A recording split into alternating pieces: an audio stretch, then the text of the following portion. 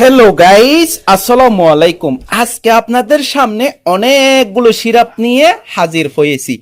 কেননা আমি একজন ডিএমএস এবং পল্লী চিকিৎসক হিসাবে আমাদের কাছে বিভিন্ন ধরনের রোগী এসে সে সকল রোগীর প্রশ্নের উপর ভিত্তি করে আজকের এপিসোডটা তৈরি করা। আপনারা প্রশ্নবিদ্ধ হয়ে যান এবং কোন সিরাপটা খেলে আপনার কাশি চলে যাবে, অর্থাৎ কোন কাশির জন্য কোন সিরাপটা সেবন করবেন আজকের ভিডিওতে জেনে যাবেন। মনোযোগ দিয়ে ভিডিওটা লাস্ট পর্যন্ত দেখবেন, 2-3 মিনিট সময় এই ভিডিওতে দিয়ে করেন, দেখবেন যে অনেক কিছু শিখতে পারবেন। কাশির হাজার রকমের সিরাপ রয়েছে, যেমন এমব্রক্স, এমবুলিট, বক্সল। এ জাতীয় হচ্ছে এমব্রক্সল।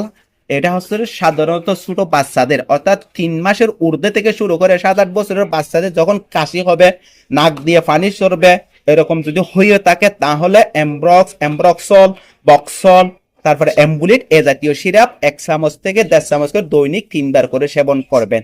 আর দুইটা সিরাপ নিয়ে, আরো বেশি ইম্পর্টেন্ট সিরাপ নিয়ে কথা বলবো, মিরাটেন, ডেক্সপোটেন প্লাস তুস্কপ প্লাস।